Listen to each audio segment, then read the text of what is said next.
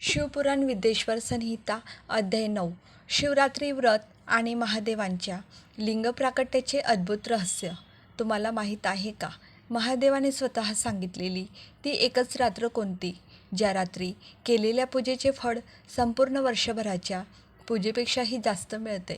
अशी कोणती अतिविशेष तिथी आहे जेव्हा साक्षात परब्रह्म असणारे महादेव एका अथांग अग्निस्तंभाच्या रूपात या पृथ्वीवर प्रकट झाले होते?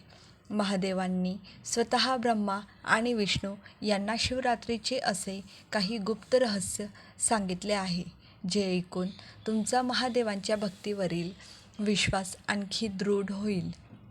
चला तर मग जाणून घेऊया महादेवांनी स्वतः प्रकट होऊन सांगितलेली ती पवित्र गुपिते. या अध्यायात महादेवांनी फक्त शिवरात्रीचेच नव्हे तर अरुणाचल पर्वताचे रहस्य, वर्षभरातून केवळ एका रात्रीत सायुज्य मुक्ती कशी मिळवायची आणि लिंग व मूर्तिपूजेतील मुख्य फरक काय आहे यावर स्वतः प्रकाश टाकला आहे. व्हिडिओ शेवटपर्यंत नक्की पहा, कारण शेवटी महादेवांनी लिंगस्थापनेचे अत्यंत महत्त्वपूर्ण फळ स्पष्ट केले आहे. नंदिकेश्वर म्हणाले, त्यानंतर वस्तूचे हे दोन भेद समजून घेतले पाहिजेत. हार, नुपूर, केयूर, किरीट, मणिमय कुंडल, यज्ञोपवीत, उत्तरीय वस्त्र, पुष्पमाला, रेशमी वस्त्र, हार, मुद्रिका, पुष्प, तांबूल, कापूर, चंदन आणि अगुरूचे अणुलेप, धूप, दीप, छत्र, चामर, ध्वजा तसेच इतर अनेक दिव्य उपहारांद्वारे ज्यांचा वैभव वाणी आणि मनाच्या पलीकडचा होता, जे केवळ पशुपतींचेच प्रिय होते आणि ज्यांना पशु कधीही प्राप्त करू शकत नव्हते, त्या दोघांनी म्हणजेच ब्रह्मा आणि विष्णूंनी आपले स्वामी महेश्वरांचे पूजन केले. सर्वात आधी त्यांनी तिथे ब्रह्मा आणि विष्णूंना भगवान शंकराची कृपा प्राप्त झाली. यामुळे प्रसन्न होऊन भक्तिपूर्वक भगवान शिवांनी तिथे नम्रभावाने उभे असलेल्या त्या दोन्ही देवतांकडे पाहून हसत हसत म्हटलं. महेश्वर म्हणाले, पुत्रांनो, आजचा दिवस हा एक महान दिवस आहे. यामध्ये तुमच्याद्वारे जी माझी पूजा झाली आहे त्यामुळे मी तुमच्यावर खूप प्रसन्न आहे. याच कारणामुळे हा दिवस परमपवित्र आणि महानहून महान ठरेल. आजची ही तिथी शिवरात्री या नावाने प्रसिद्ध होऊन मला अत्यंत प्रिय होईल.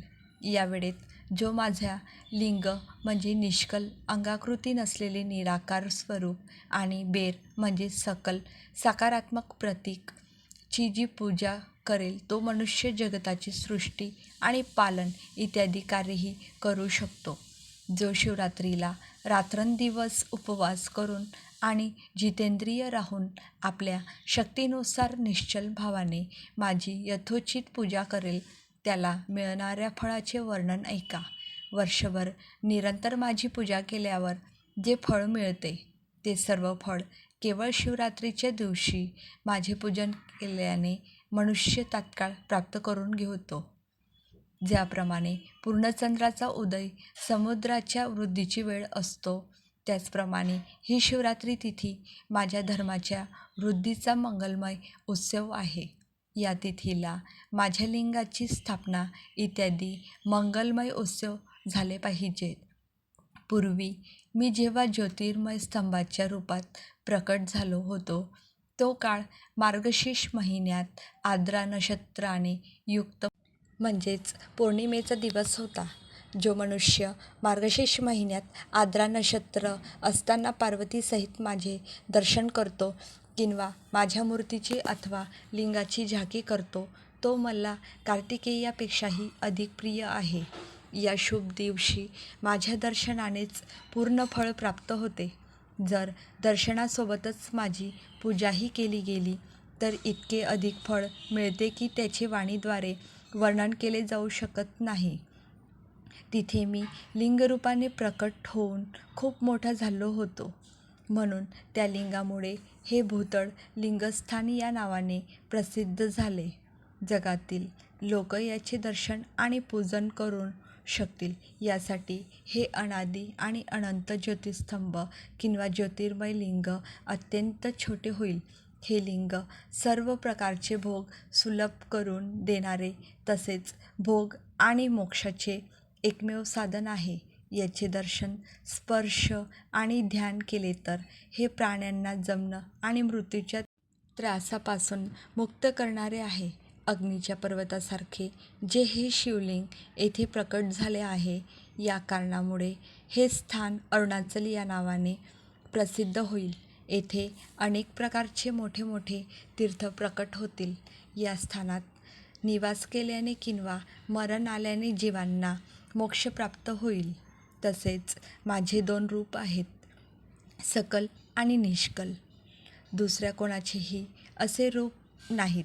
आधी मी स्तंभरूपाने प्रकट झालो, नंतर आपल्या साक्षात रूपाने ब्रह्मभाव हे माझे निष्कल रूप आहे आणि महेश्वर भाव हे माझे सकल रूप आहे.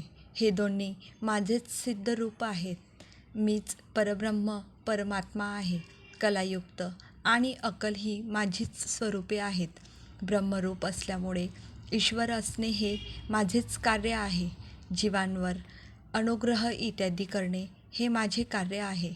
ब्रह्मा आणि केशव मी सर्वांपेक्षा मोठा आहे आणि जगाची वृद्धी करणारा असल्यामुळे सर्वत्र समरूपाने स्थित आणि व्यापक असल्यामुळे मी सर्वांचा आत्मा आहे. सृष्टीपासून अनुग्रहापर्यंत जे जगताशी संबंधित 5 कृत्ये आहेत ती सदा माझीच आहेत. माझ्या व्यतिरिक्त दुसऱ्या कोणाचीही नाहीत, कारण मीच सर्वांचा ईश्वर आहे. आधी माझ्या ब्रह्मरूपतेचा बोध करून देण्यासाठी निष्कल लिंग प्रकट झाले होते. नंतर अज्ञात ईश्वरत्वाचा साक्षात्कार करून देण्यासाठी साक्षात जगदीश्वर सकल रूपात तात्काळ प्रकट झाला. म्हणून माझ्यामध्ये जे ईश्वरत्व आहे त्यालाच माझे सकल रूप मानले पाहिजे आणि जो हा माझा निष्कल स्तंभ आहे तो माझ्या ब्रह्मस्वरूपाचा बोध करून देणारा आहे. हे माझेच लिंग आहे. तुम्ही दोघांनी दररोज येथे राहून याचे पूजन केले पाहिजे. हे माझेच स्वरूप आहे आणि माझ्या समीपाची प्राप्ती करून देणारे आहे. लिंग आणि लिंगींमध्ये नित्य अभेद असल्यामुळे माझ्या या लिंगाचे महापुरुषांनीही पूजन केले पाहिजे. माझ्या एका लिंगाची स्थापना करण्याचे हे फळ सांगितले आहे की उपासकाला माझ्या समानतेची प्राप्ती होते. जर एकाच्या मागे दुसऱ्या शिवलिंगाचीही स्थापना केली गेली तर उपासकाला फळरूपाने माझ्यासोबत एकत्व रूप म्हणजेच सायुज्य मोक्ष फळ प्राप्त होते. प्रधानतेने शिवलिंगाची स्थापना केली पाहिजे. मूर्तीची स्थापना त्याची अपेक्षा गौण कर्म आहे. शिवलिंगाच्या अभावी सर्व बाजूंनी सावरलेली म्हणजेच मूर्तियुक्त असूनही ते स्थान क्षेत्र मानले जात नाही. अध्याय 9 समाप्त. मित्रांनो, शिवपुराणातील हा अध्याय 9 आपल्याला हे शिकवतो की शिवरात्रीची एक रात्र आणि महादेवांच्या शिवलिंगाची भक्ती माणसाचे जीवन संपूर्णपणे बदलून टाकू शकते. महादेवांच्या या अरुणाचल आणि ज्योतिर्लिंग रूपाची ही माहिती तुम्हाला कशी वाटली कमेंटमध्ये नक्की सांगा. जर तुम्ही महादेवांचे सच्चे भक्त असाल तर कमेंट बॉक्समध्ये हर हर महादेव लिहायला विसरू नका. हा पवित्र संदेश तुमच्या नातेवाईक आणि मित्रांपर्यंत पोहोचवण्यासाठी व्हिडिओ नक्की शेअर करा आणि चॅनलला सबस्क्राईब करायला विसरू नका. हर हर महादेव. ओम नमः शिवाय.